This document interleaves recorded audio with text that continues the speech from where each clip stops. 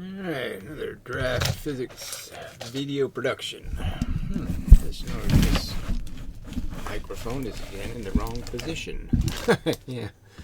Well, I just made this video and I have to make it again.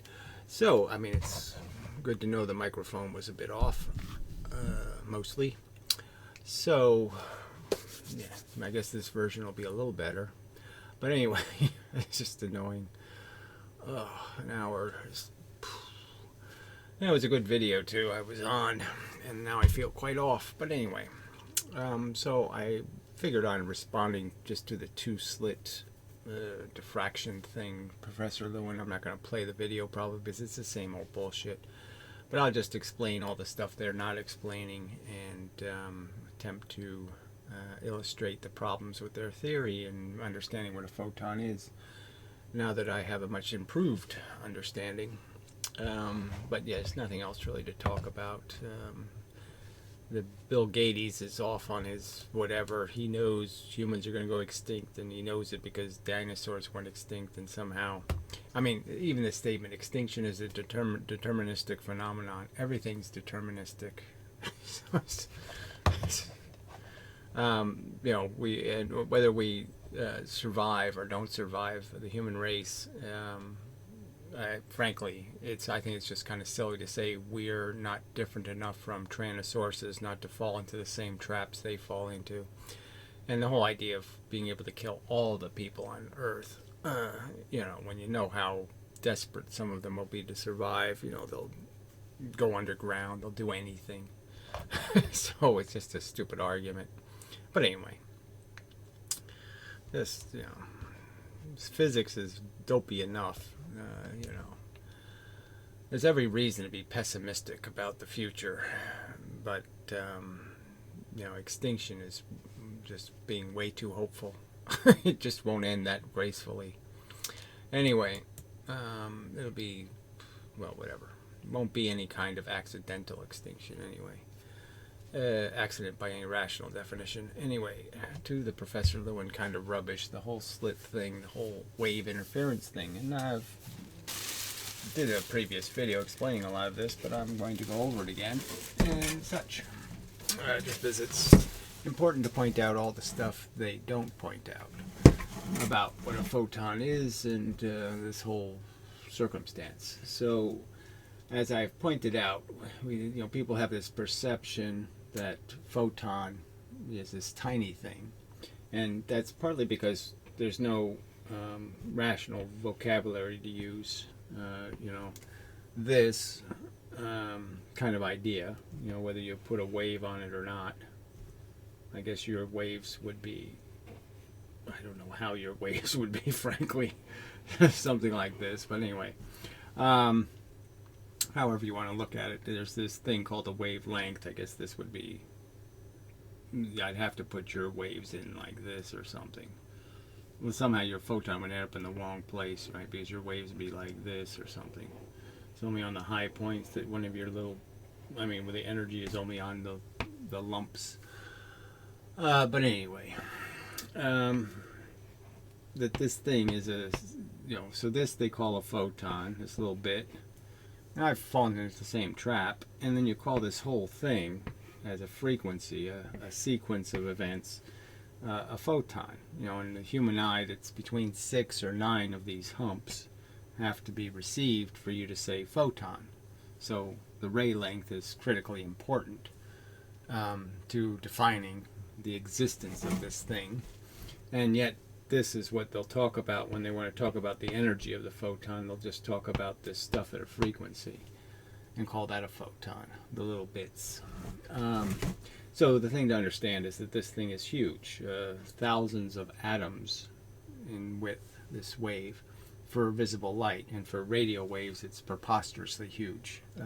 The spread is as big as the tallest antenna. They'd like to make the antennas even taller, you know, for very long frequency. You know, you can have a mile of distance between these waves, and the distance is also commensurate to this spread. So a photon is a big giant thing by comparison to atoms. And comparison to electrons, it's even bigger giant thing. I mean, huge space it covers. So this isn't something that, single electrons do. This is something a collection of electrons have to do in a hunk of atoms. And that they're the ones that have to take this signal, this little bits of energy hitting at a timed interval, right, and turn that into a signal of some kind that's either transmitted through the material to the other surface and then comes out again. But anyway, that's what you need to understand here, is that you can't just say photon is this little straight line ray thing, because it's a thicker line than you can appreciate, than people generally appreciate, put it that way. So that's the first step to getting how the conventional diagram just doesn't work, because it doesn't acknowledge the fact that photons are emitted as thick things with polarization, and the polarization is spread over a wide area, thousands of atoms worth of area. Alright, so we have the traditional single slit. Well, this isn't really traditional because they always use the double slit, but anyway. And so when they explain the single slit, they don't really talk about why there's two waves and they interfere. There's no explanation for what's happening here. That somehow they can know that, we're making two different waves. The single photon comes in and somehow it turns into two things that intersect at a location and create a photon. But they don't give you any explanation for why this bisection happens at all. But they need the two, obviously, to create constructive or destructive. You need stuff to combine constructively and destructively, and one photon doesn't appear that it can do that.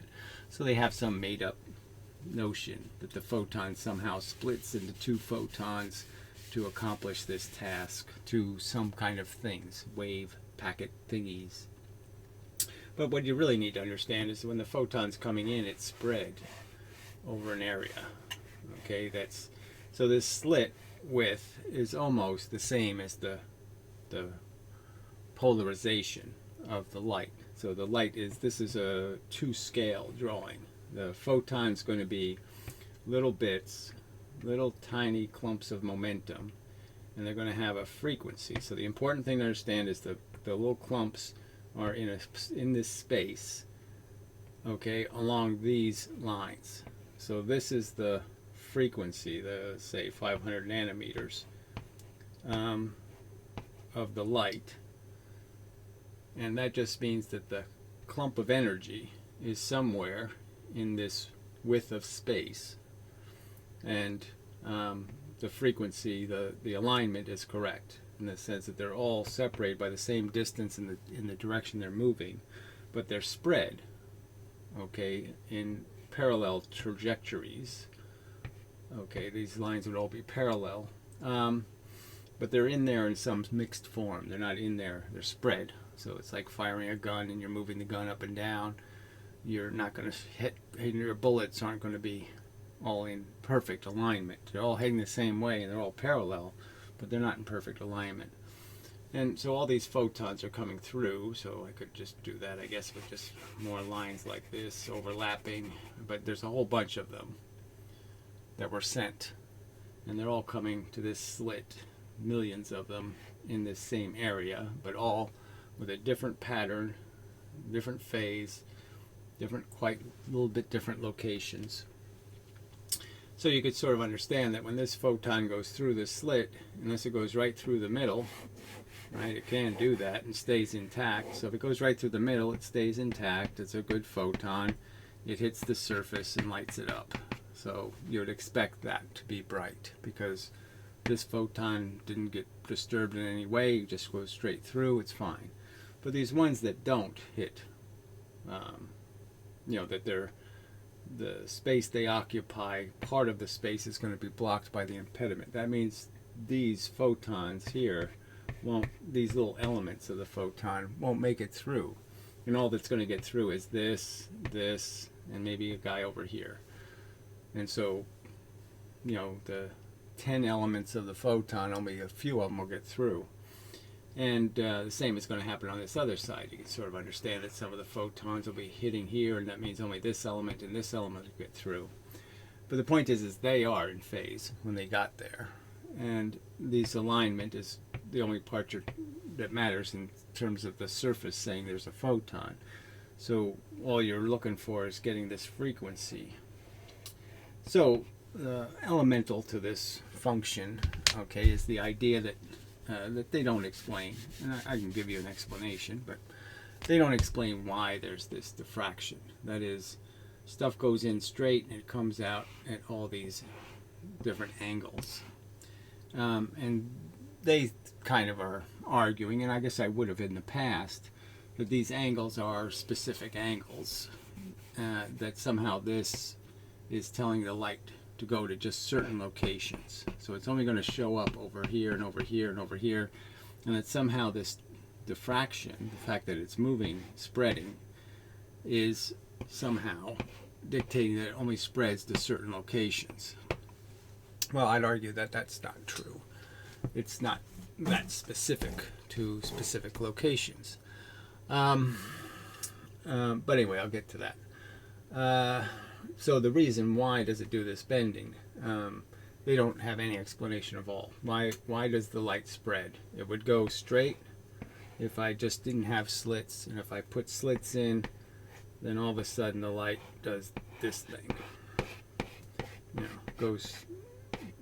Spreads. And I would argue the simple explanation is that the surface of all surfaces, materials, there's always electrons on the surface. Okay, there's protons inside, and there's always electrons on the surface. And if you charge the surface, well, that means the electrons are closer, but it doesn't mean they're not there. They're still there. They're just closer to the protons. And they're further away when it's negatively charged. And so all you're really doing is moving how far away the electrons are from the surface. But they're always on the surface. And there's always extra electrons, in the sense you can sort of understand that the protons are creating a strong force to the electrons that are bound to the atom. But there would still be a weak force out here, where a free electron could hang around. He'd be repelled by the other electrons, but he'd also be attracted to the proton, so it would hang around loosely on surfaces. And that all surfaces would have these extra electrons, these free electrons. And so the simple mechanism that's causing this light to diverge, to spread, is the fact that these electrons, when you make this slit closer and closer, the electrons are feeling each other's existence. And that's causing more tension on the electrons. And so now they have not only the force that's attaching them to the matter, but they have this other force that's pushing them. So they have, I want to get away, they want to go this way, and these want to go that way and that way, but they want to get away from each other. So they start to spread out, and they're in new tension. And that spreading tension means they probably do collect here on the outside edges and the corners. And as the light comes through, the little bits are hitting those electrons. And the way the game works is something like this, right? So if we make this the little photon, the little piece of energy, the piece of energy. I don't know. I mean, that's kind of a simple way to say it. Why the hell is this so crooked? Try that. Anyway, so the piece of energy hits an electron. The idea is if the electron isn't bound to too much pressure, or in too much pressure, it would tend to go in the same direction that the photon hit it, and then it's going to release the new photon. Okay, the photon essentially goes inside of it, gives it momentum, it moves to a new location, and then it gives back the momentum in the sense that the forces compel it to move back to where it was. Where it was its comfortable position, so it tends to want to go back, so it goes back, and on the trip back is where it gives away the new photon, the new little element of energy. Now the screen turned off. Oh God, Having a rough technology day here in the neighborhood. All right, where was I? I gotta remember to save this in pieces because I don't want another disaster. I mean, it sucks. You make an hour-long video and you just, I gotta do that over again. So I did it really well, spectacularly better than this. Anyway, so the point is that if I put this electron under tension, then it won't move in a straight line. It'll tend to move in some other line because there's another electron here pushing it, so it'll move in some other direction. And then when it moves back, it's going to release the photon in the direction it's moving back from. So it moves funky, and then it moves straight back from that location and shoots the photon. And that's what's creating the deflection of these bits of photon. Right. And so so their theory is dependent on, so they don't give you any explanation for why the light's bent. They just say it is, and they give you this vague notion that somehow this energy of the photon does get through the slits, but now as two photons, and that now you have this geometry where if you have the right locations, the bit from one imaginary photon and the other imaginary photon will have a path length difference. Okay, this one travels a longer distance. That's when it's one wavelength, when it's an even wavelength. That is when the phase change. So I could have three things, and I change the phase. That is, I essentially slow one down because I make it travel a longer distance to get to the target. It just means that the two things line up perfectly. It's just that one element's, out of alignment, but the rest of the elements are in alignment, so it can be recognized as a photon. And that they call constructive interference. And then somehow they have this magical place here where nothing's getting there because somehow the photons going in those directions somehow destructively because their phase isn't the same. So they end up doing this kind of thing, right? And that creates a completely different frequency. So obviously that won't work. That won't create the same photon. It's a different frequency. So they call that destructive, when I would just call that not constructive. But anyway, moving on. So what I'm arguing is the real consequence here is just that what simply happens is that the light will, there's pieces of light going in all these directions. There's no specific place that it has to go. Each one is being deflected a different amount, so it's spread over the entire area. And what you have is photon here that was broken, and you have photons here that are broken. So this photon got broken, which means that only three of its elements are left in the right order because it lost this one and it lost this one. And then down here the same thing is happening, is that you have three elements left and it lost this one and it lost this one. And what you have in these locations is those two broken bits, one from this side that was broken and one from this side that was broken, now can be recombined into a photon because the bits can be restored essentially.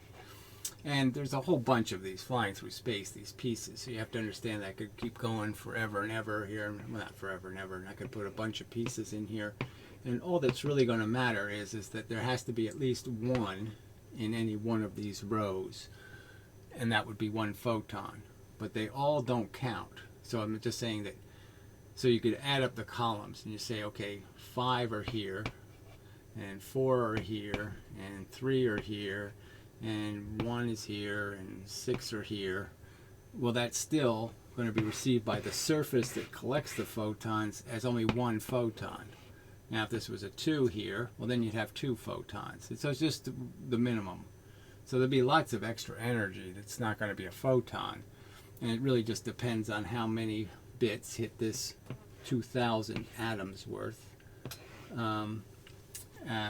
in the right sequence, where there's 2 bits hits, and then 4 bits hit, and then 6 bits hit, and then 2 bits hit again.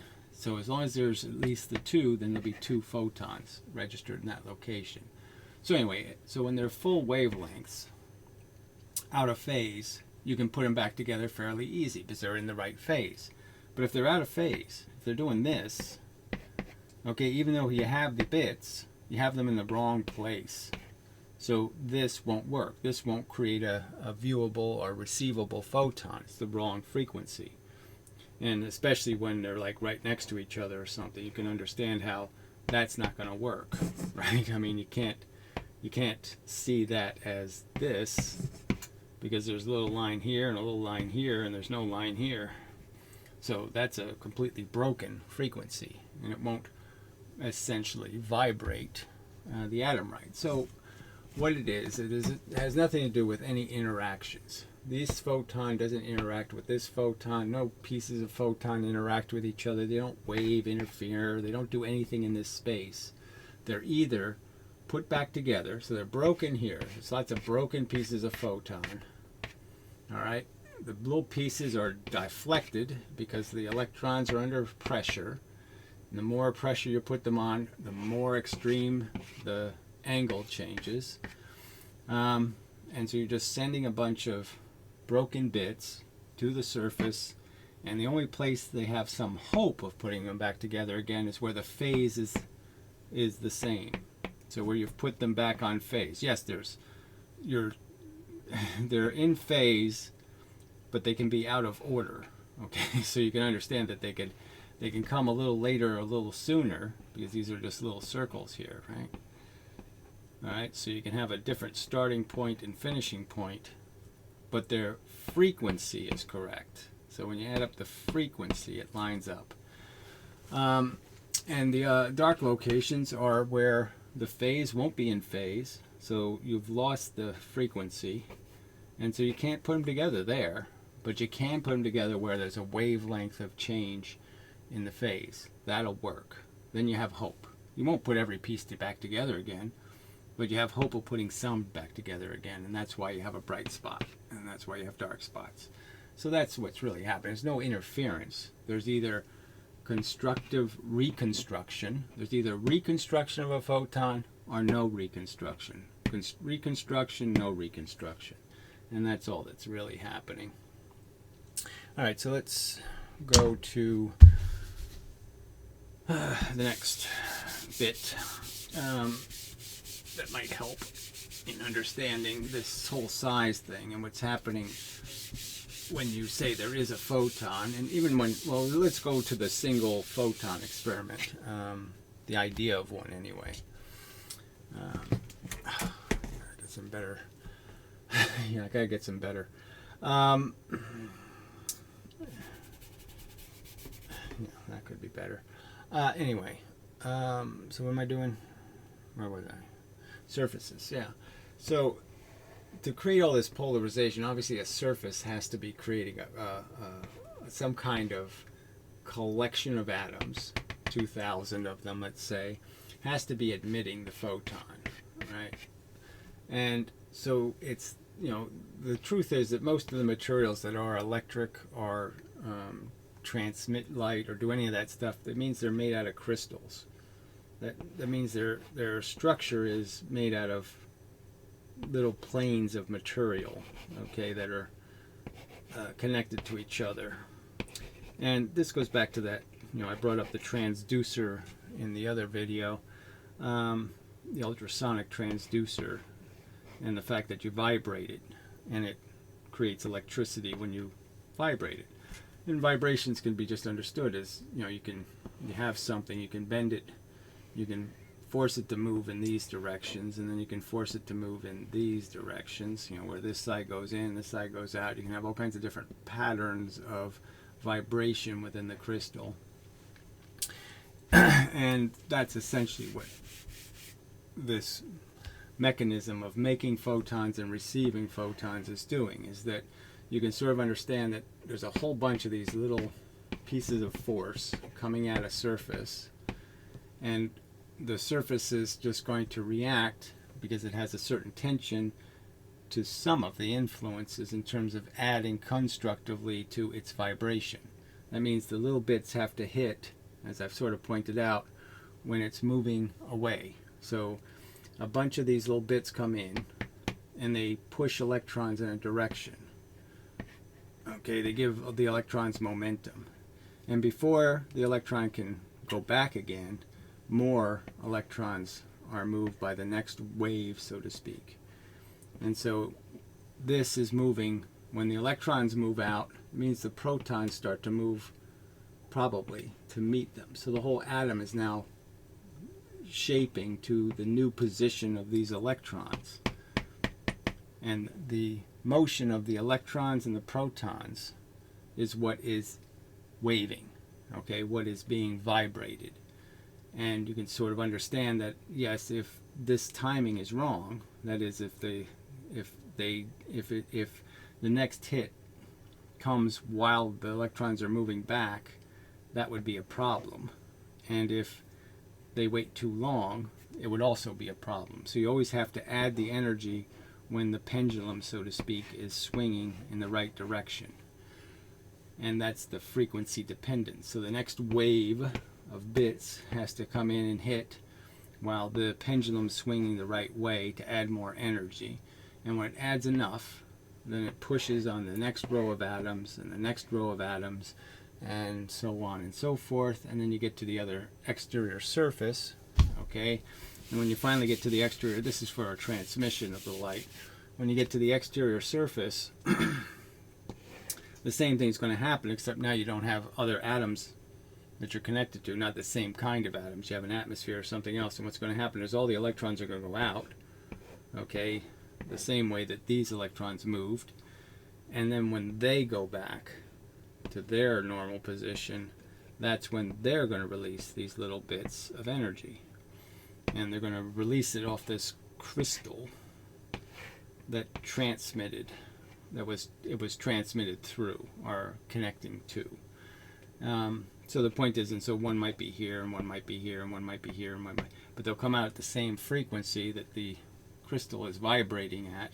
Is the same way those electrons will be thrown a little bit out, and they'll come back in, and thrown out and come back in. And so you'll just reproduce the same vibration and create the little bits coming out at the same frequency. But it's coming out again over this 2,000 atom wide area. That would be the minimum size, let's say, of the crystals that are producing light. So that's probably enough for, I mean, I don't know how much detail I really need to go into to explain that photons are collected by a whole bunch of atoms. And even though the little bits are hitting just electrons and pushing electrons, that interaction, okay, has to happen within this atomic structure to be conveyed and migrated. So you have to have the atoms to make the photon. And yeah, so I don't know if I need to go into any of that further than that. So there's a whole bunch of this energy in broken pieces all over the place, but you wouldn't be able to measure it because, frankly, it's the same as gravity. I mean, gravity is also made out of these little bits. So there's a bunch of them hitting you. It's just that they're not hitting you with the right frequency and with the right ray length. To be recognized as a photon, to create the proper response in an electron, you need there to be more than one element. So they say for the human eye it's 6 or 9, you know, the numbers keep changing, but you need 9 of these elements or we don't see it as a photon. And so obviously there's probably lots of hunks of 3, but it's not enough for us to say that's a photon. So there's probably lots of pattern hitting us, but we can't recognize it because it's not long enough. So it has to be in phase, has to have enough elements in that row of phase, amplitude, let's say. And so there's lots of restraints on, you know, photons materializing, causing the chain reaction that happens inside the atomic structure. Right.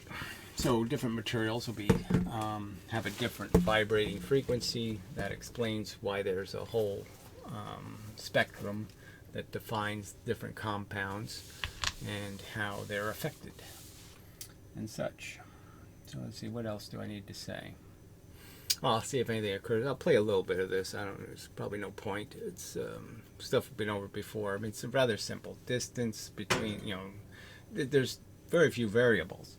But it's just this idea that there's this explanation that really doesn't account for what you see. So you can sort of see in that little image that the dark bands are wide. They're not little points, where it's dark and then it's all gets light right away. They're real dark clumps, and that's really telling you that the frequency dependence, that's really defining the frequency dependence. So maybe I'll talk about that a little bit. That the phase dependence, that you can only be so much off, and then it can't be received as a photon. At the tolerances, it's telling you what the tolerances are in terms of how much you can have something close to the right frequency, but it's just not quite right. I don't know if pink is a good choice, but whatever. That's what I picked up. So you'd say that this was, I could make a precise photon, and I could say this distance is exactly 500 nanometers, right? So they're exactly 500 nanometers apart from each other. And the trick is, what's being argued is that if I, gee, that is really invisible. Let's see if this is better. No, it's too wet. All right, it's probably better though. It's still shit. The light's changing. All right, anyway, so that's exactly 500 nanometers between this frequency. Now the trick is how much off can I make this? How much, like if I made this 490 here and I made this 510 here, would that still be able to be received as a photon? Would it hit the crystal and create the kind of vibrations you want, the right timing? It's where you're adding and you're getting the output you want is in the total momentum of electrons. And the argument is there's a tolerance here that, yeah, it can be a little bit off, but it can't be 480. 480 is not acceptable. That'll screw up the timing, and you'll be hitting the pendulum at the wrong time, and it's just not going to work. It's not going to create the momentum necessary because it's going to be hitting the pendulum when it's moving towards you, and it's just going to defeat the function of the atoms, and you're not going to receive it as a photon. And that's really what the dark bands are representing. The dark bands are representing this being off, this phase of this element, okay, being too far from this one and too close to this one. And then you could have another element that's likewise, and that phase problem is what's killing the photon. So it can't be too much out of one distinct vibrating pattern. If you try to vibrate it at more than one frequency, it just won't do it. It has to vibrate all or nothing at a certain harmonics. So if you're off that harmonic, you can't see it. You can't cause the vibration you're looking for. You can't receive it as a photon. And so the bands are really just telling you this is where you have it a little bit out of phase, and it just can't make a photon out of it. Even though it's close, it's just not close enough.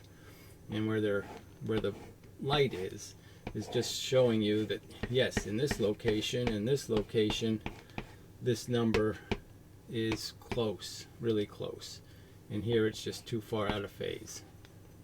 They're too out of, this one is just out of place. And this one over here is out of place. And so now there's not a frequency that can be detected. It's not going to vibrate the crystal constructively, and therefore it's not going to show up as a photon because it's not going to cause the necessary movement of all the electrons that are hit. All right, that's probably good enough. Probably. Squeaky chair, cool. All right, so now we'll play a little bit of it. We call that destructive interference.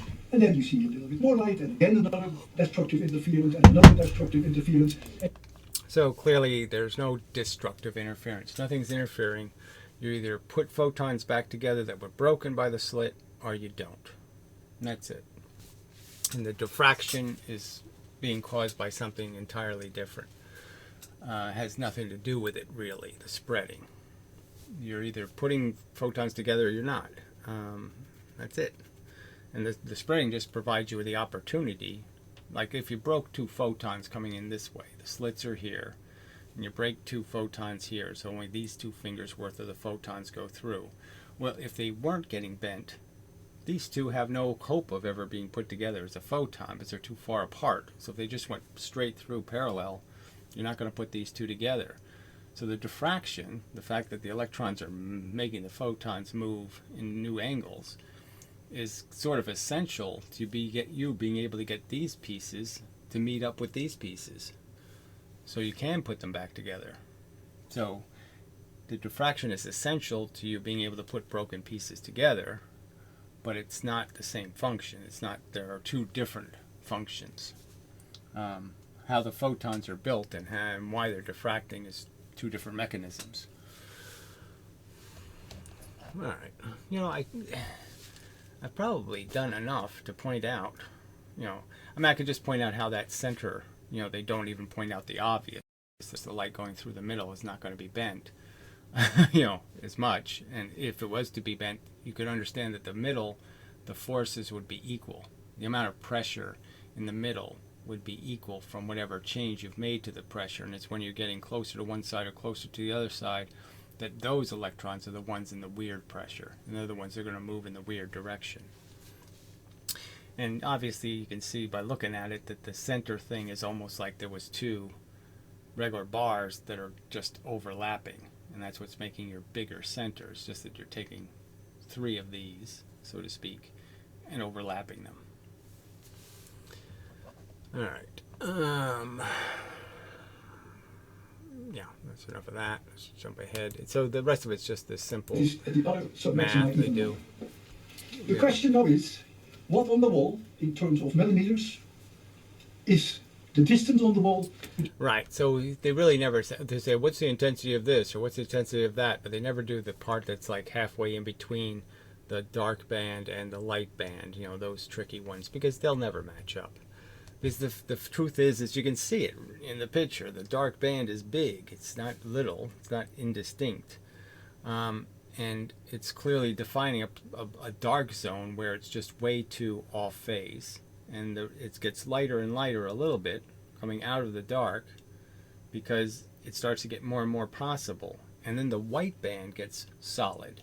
So it's only the little edge where there's indecision, and that's where you're like 490. And 491, you might be able to remake that photon if you're only a little bit out of phase. But if you're a lot out of phase, no photon.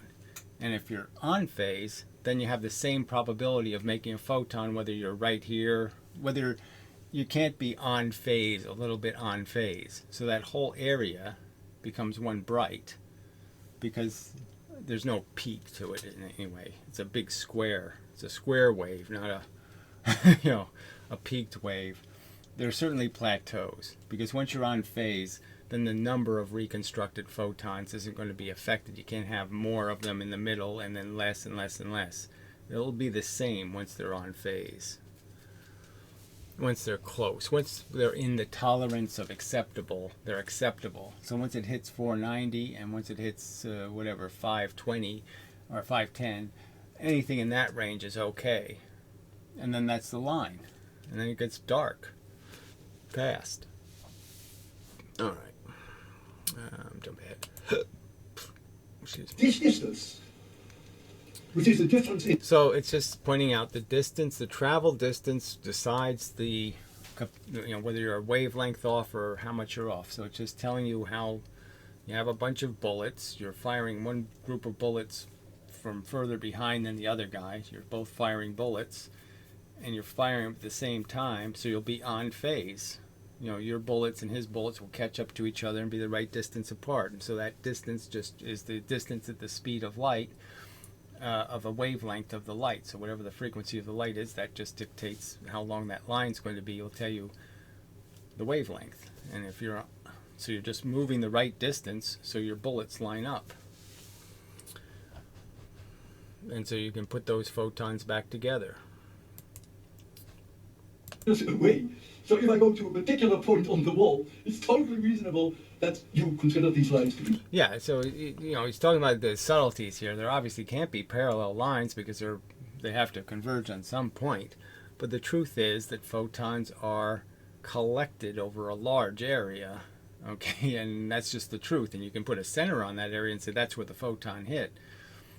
But it's a large area that the whole photon is collected over.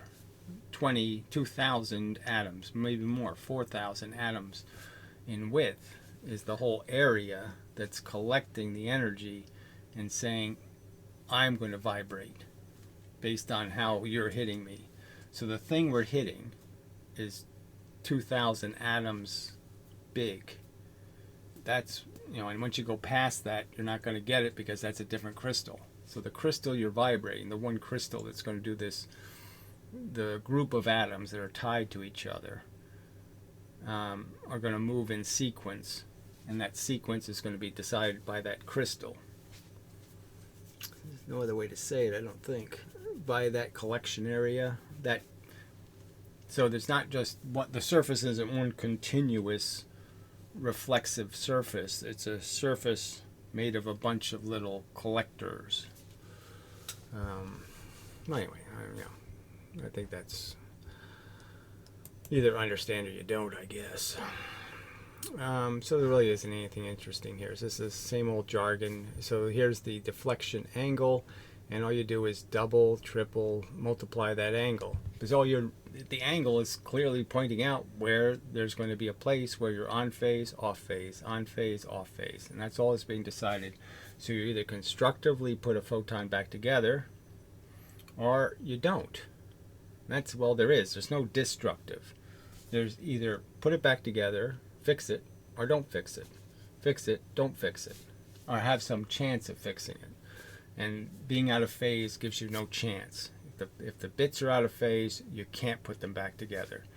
If they're in phase, you have a hope of putting them back together. All right. That might be enough. I did do comments in the other video, and that's where the video crashed. So I'm blaming YouTube's bullshit system. Their page crashed everything else. But anyway, somebody won't bother. I'll just paraphrase them. So religious kook, some asshole saying somehow I have a religious theory. Right, I couldn't make it simpler. 2 + 2 + 2 physics. There's absolutely no complexity without evolution. The systems can't poof complexity. It has to be developed out of circumstances. Now, it's determinism, so I can't say there isn't some point somewhere where the dice were actually thrown to decide, but those dice are much simpler. I mean, all those dice were saying, is it a left universe or a right universe kind of a thing. So there was no complexity built into that decision. But anyway, so it just couldn't be further from a religious theory. It's just such a stupid, idiotic accusation. It's just useless, waste of my time. And then just the generic, let's just make fun of the Twan idea or something, or energy and momentum. And there's no making fun of it. I mean, yours is the stupid theory, right? You have a mile-long radio wave, and your theory is that this thing that's a mile long and a mile thick, or, well, as thick as the antenna, it would like to be a mile thick, but it can't be. So you're getting a lot less photons, actually, because of the fact that you can't make the antenna as big as the wavelength. But this idea that this big giant thing, filling a huge amount of space is interacting with one electron. That's your dopey theory, asshole. You don't have any right to mock anybody, because that's mockable nonsense. And it's doing it by, moving its electric and its magnetic field in its little locality. How can it spread over bazillions of atoms? I mean, an insane number of atoms, a mile high, huge number of atoms, and yet it's picking on one electron? Your theory sucks. It's a piece of shit. It is mockable. Mine is not. So, F you. Until dead. Some other asshole asked if he could ask questions, but then asked some question that was incomprehensible. What about real glass? Something like that. What do you mean? What are you talking about? So yeah, the comments suck. They continue to suck. suck in a profoundly, deeply sucky way. Well, I could just look at them maybe. Maybe that won't ruin the video. Do you respond to questions? Yeah, that's after you asked a really dumb question. I shouldn't, because your questions suck. And this lunatic thinks I should go to his channel to see his response. There's no response. He's planning some production video of some kind, I guess. But he hasn't posted one yet. It's just a reminder to a video. But what a nut. Ugh. Well, anyway. And then some guy was going back to the obvious point I've made about the interactions being in, you can't, if the forces did in fact interact with each other, which seems quite obvious they don't interact in any way that we can notice, that force bits can't interact with force bits. They need the matter to change them. They need to get stuck inside of an electron and then move much slower through the universe. They need something to catch them in a cul-de-sac so they don't get where they're going, to change the universe. And that just having force bit hit force bit would accomplish nothing, because if they perfectly reflected, the universe would look exactly the same as the universe where they just miss each other. I mean, this universe where they miss each other is going to look just like that. So the two would be indistinguishable from each other. The universe couldn't possibly change. I've made that explanation 50 times. And assholes keep bringing it up because they just don't care to pay any attention. There's, again, the asshole saying I should write a book when, there's a bunch of videos on the channel and I put them in playlists so you could watch the 7 most important videos, let's say, on the subjects that matter. So go to the subject playlist and you'll figure out one of those videos will cover this elemental crap somewhere. But it's just irrelevant anyway. Just as I've just pointed out, I give you a perfectly valid competing theory of photon interference. They're not interfering. You're just putting pieces of photons back together, and the explanation works. It explains why an interferometer functions the way it does. It explains the Slit experiments. It explains why there's images projected at locations. It explains that shit where your theory does not. Alright, anyway. Enough of the video. Yeah. Let's get out of here before disaster. Yeah, computer is almost good enough, just a little bit shy of what it needs to be, but anyway, hey, look, it's good enough. Most of the time it makes the video, so I shouldn't complain.